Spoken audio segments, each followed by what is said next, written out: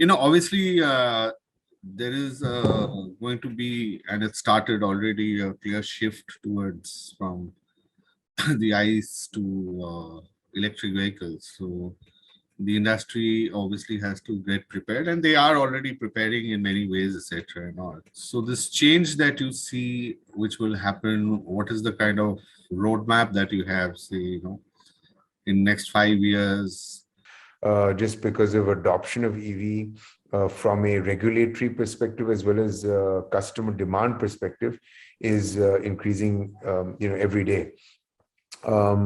From an India perspective, if you look at the two-wheeler and the three-wheeler segment, that's moving towards or converting from ICE to EV much quicker. From a global perspective, you're right. The number is very small at the moment in terms of percentage of vehicles globally. From a supply-based perspective, it means multiple things. One, gives companies an opportunity to supply into a brand new market segment. As well as an opportunity to supply more in terms of different components, because with electrification will come connectivity, will come telematics, will come autonomous, will the ecosystem, the infrastructure. So there's a lot of opportunities that will emerge with this whole electric vehicle revolution. As far as ACMA goes, we have close to 800 company as 800 member companies in ACMA. The executive committee consists of most of the large companies, and 60%, when we did a survey recently, were ready to supply into electric vehicles, and 40% will be ready in the next year or so. So we're sitting in a good position in terms of readiness to supply to EVs. Just in the PLI alone, the auto component industry has 75 companies that will participate. The criteria demands that we invest 250 crores over the next 5 years for eligibility to gain from the benefits of the PLI scheme. So if you take that and multiply that by the 75 companies, you're looking at an 18,600 crore investment just by way of that. And that's a minimum investment.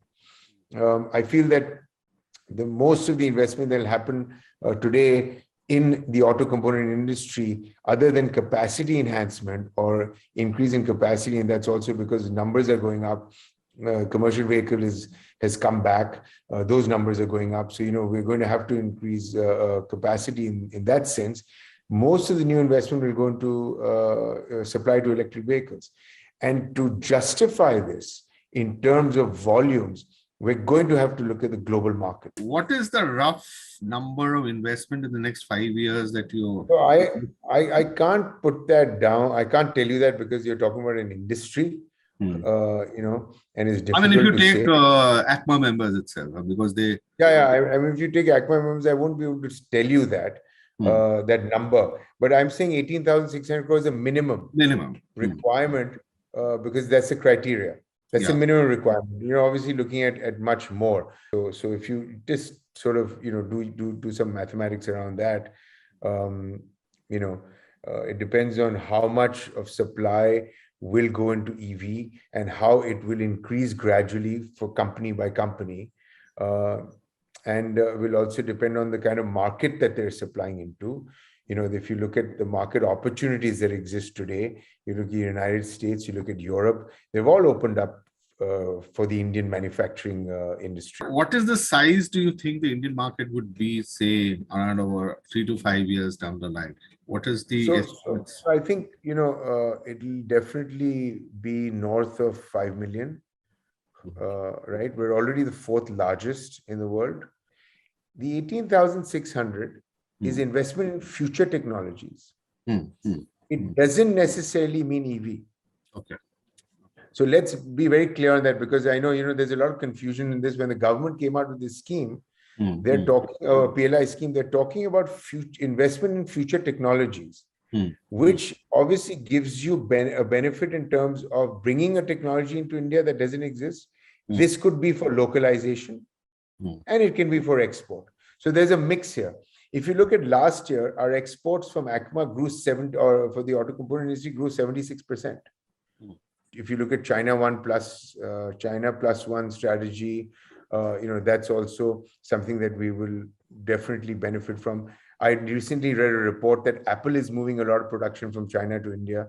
So business will come to India not because of cost, but because we have superior technology. So we're going to have to invest in technology. And given the fact that the PLI schemes are encouraging companies to invest in future technologies, that's really the direction we're headed. And that will result in more business opportunities from outside of India, as well as deep localization, which then relieves us of the dependence on imports. You have to look at a global market for electric vehicle components.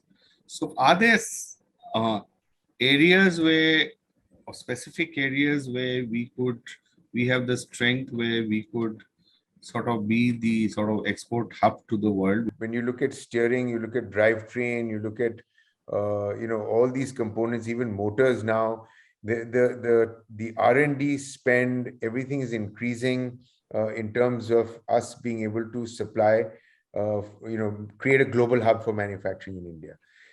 I think the choke point really is electronics. And that's something that we're going to have to invest heavily in. Even look at alliances between the automotive industry and the electronic industry to see how we can localize, the electronic in terms of building of electronics in India and reduce our dependence on imports. Is ACMA trying to do something on that front?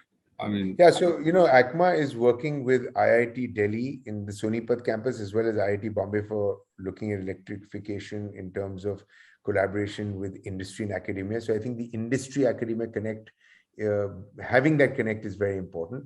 We've also got a series of centers of excellence where we're working with our member companies to help them move towards electrification.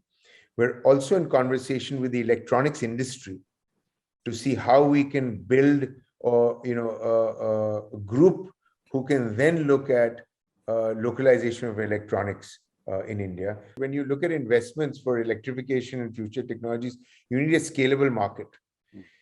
That's why the KPITs are today supplying into the export market, because that's where the volume is. And that gives us confidence that when that volume comes here or when the product is required here, we have a supply base. Do you see this whole move in the next 5-6 years? You will see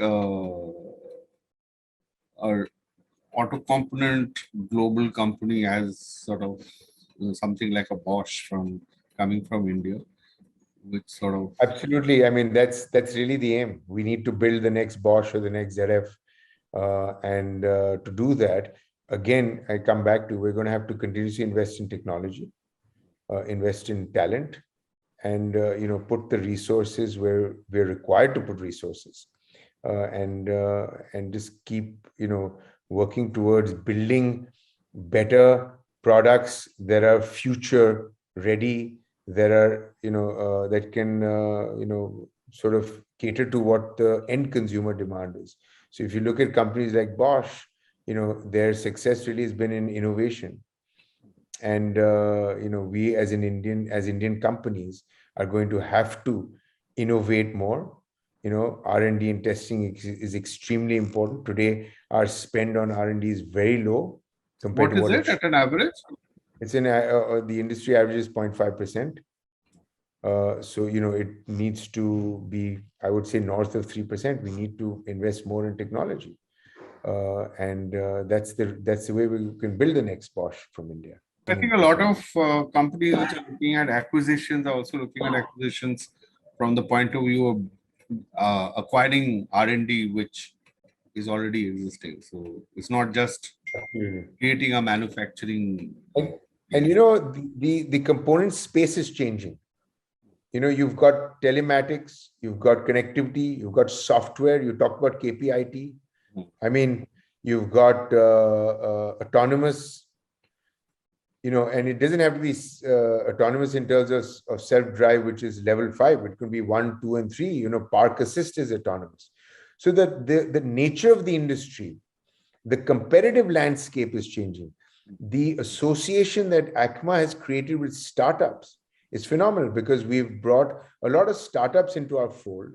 We're working with startups, member companies that are well established are incubating startups, working with startups. So in fact, we're working with PwC on this initiative. And I was at one of the meetings about a month ago, and I walked around the room to look at the startup, the startups that we were working with, and I didn't see a single piece of metal or plastic on any of the tables, which I would have seen 5 years ago. Now it's all computers and chips and that kind of stuff. So the nature of the industry is changing. The nature of what we're supplying is changing. So we're going to have to adapt to this, and we can only adapt to this if we continuously invest in technology. Okay. Okay. Thanks. Okay. Thanks, Surajeet. Thank you. Good to Bye. see Bye. you. Bye. Bye. If you like this video, share it and subscribe to Business Standard. For more news, views and insights, log on to www.business-standard.com. Do also follow us on YouTube, Twitter, Facebook, Instagram, Telegram and LinkedIn.